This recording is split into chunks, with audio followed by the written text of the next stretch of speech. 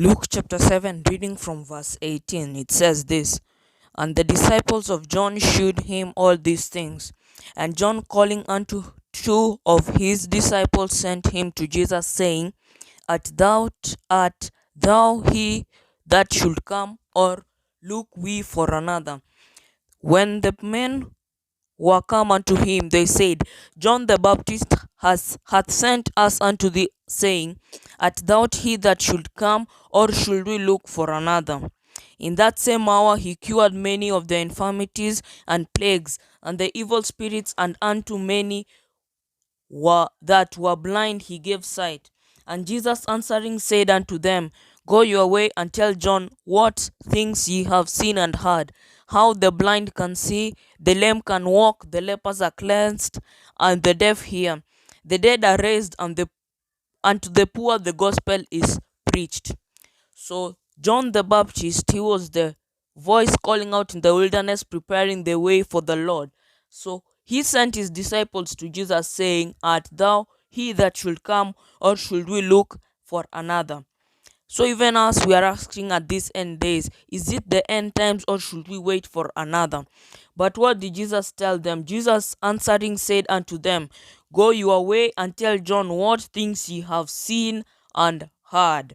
Go and tell John everything ye have seen and heard. What Jesus was showing them was, Jesus showed them what he did, that is current events or signs of the Messiah. In other words, you can say signs of the times. So for us even to know if this is the end times, then we should come to consider whatever we have seen and we have heard. For Matthew chapter 24 verse 33 tells us this.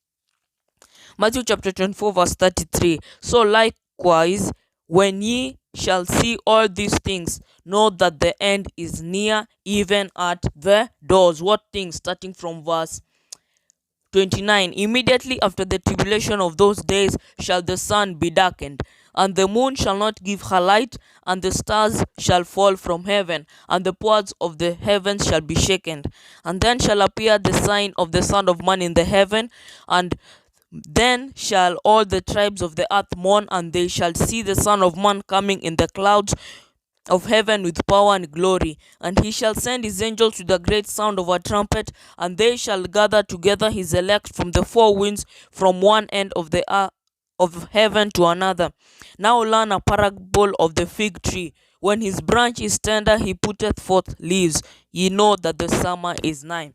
The signs that Jesus gave us was the sun being darkened. That happened in the 17th. And then we have the moon not giving a light. The same day that the sun was darkened, then the moon never gave forth her light. Then the stars shall fall. The stars fell in 1833. And then the powers of heaven shall be shaken. And to notice something, Jesus said immediately after the tribulation of those days. So meaning after the persecution came to an end, when the papacy was given the deadly wound in 1798, and after there, then these things came forth to happen. But now we're living in 2021. How can we know that the end is near? Then we should go back to verse 9, and we read from there, from verse 10 solely. Then shall many be offended, and shall betray one another, and hate one another. In the fact of being betrayed is when this thing of COVID came.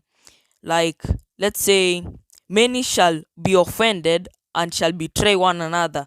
Many shall be offended if you have not worn a mask, maybe if you have not taken the COVID vaccine, and that shall betray you to the authorities, and they shall hate one another because of a disease. Let's continue. And many false prophets shall rise and shall deceive many. And because iniquity shall abound, the love of many shall wax cold. But he that shall endure unto the end, the same shall be saved. And this gospel of the kingdom shall be preached in all the world for a witness unto all nations, and then the end shall come. What is that end that Jesus is talking about? His second coming, when the gospel is preached. But now we are living in verse 10, when people are being betrayed. False prophets have come indeed, and because iniquity shall abound, the love of many shall wax cold. But now back to Luke chapter 7. Back to Luke chapter 7. Now we are reading from verse 27. Luke chapter 7, verse 27. We're still asking ourselves, is this the end times or should we wait for another? Just as the disciples of John the Baptist were showed current events, then they went and told John what they had seen. That is from verse 24. And when the messengers were departed, he began to speak unto the people concerning John. Let's read verse 27. This is he of whom it is written, Behold, I shall send a messenger before thy face, which shall prepare the way before thee, prepare the way of the Messiah. Let's read verse 28. For I say unto you, among these are born of women, there is no greater prophet than John the Baptist, but he that is least in the kingdom is the greater than he. He that is least in the kingdom is greater than thee. Verse 27 tells us that a messenger shall be sent forth before Jesus comes. And even in these end days, a messenger or messenger shall be sent before the end really comes, to warn the people of the Lord of the coming judgments and of the coming things which are before them. So these messengers have been sent, but we have despised them. These messengers have been sent telling us that this is the end time, and yeah, indeed, this is the end times. Okay, this is the end times. And how do we know this? Luke chapter 7 and verse 35 tells us, but wisdom is justified of her children. Wisdom is justified of which children? Proverbs chapter 9. Let's go to Proverbs chapter 9. Proverbs chapter 9, reading from verse 1 and verse 10. Wisdom hath built her house, she hath hewn out her 7 pillars. Verse 10. The fear of the Lord is the beginning of wisdom, and the knowledge of the holy is understanding. If you are holy, then you will have wisdom. If you have the fear of the Lord, then you will have wisdom. And the wisdom is discerning what is right or good, even in these end time days. Even in these end times days. So we know that the Sunday law, or if you don't know, then the Sunday law has been making its way in darkness. That I will confirm to you later. But the Sunday law has been making its way in darkness. And just as John the Baptist asked Jesus, art thou he that should come, or should we look for another? Even as we're asking, is this the end times, or should we wait for another end times? Then I will tell you without a shadow of a doubt that this is the end times, that all the prophecies concerning the end times have been fulfilled. Many shall hate each other. Matthew chapter 24. So this is the end time days, and we should make ourselves ready for the coming of the Messiah. We should make ourselves ready for the coming of the Messiah, that we should abound in him. The quote on the screen is from 5 Testimonies, page 452. God has revealed what is to take place in these last days, that his people may be prepared to stand against the tempest of the opposition and wrath. God has not forsaken his people, rather he has told them what is going to take place in these last days. Let's continue. Those who have been warned of the events before them are not to sit in calm expectation of the storm, comforting themselves that the Lord will shelter his faithful ones in the day of trouble.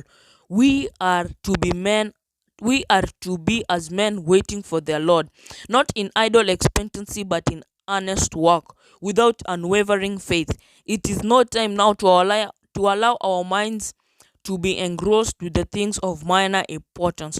While men are sleeping, Satan is actively arranging matters so that the people of God may not have mercy or justice.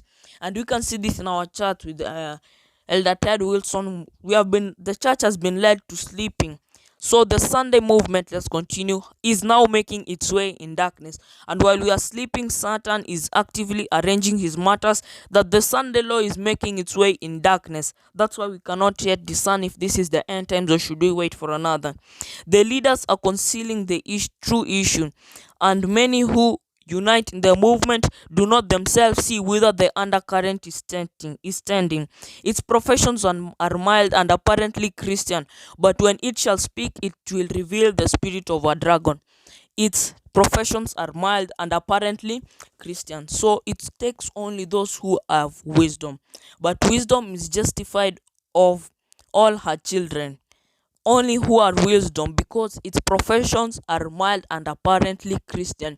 It is making its way in darkness, and while men are sleeping, Satan is actively enraging his matters.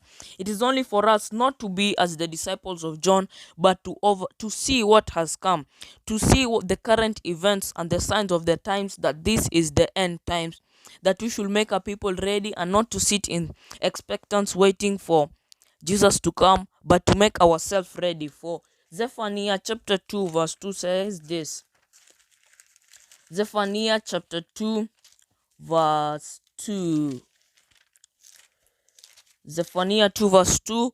Before the decree bring forth, before the day pass as chaff, before the fierce anger of the Lord shall come upon you, before the day of the Lord's anger shall come upon you, before the decrees the Sunday law, before the passing of the national Sunday law, we should have made ourselves ready to stand, and make other people ready to stand, that they also should not die, but should see the light.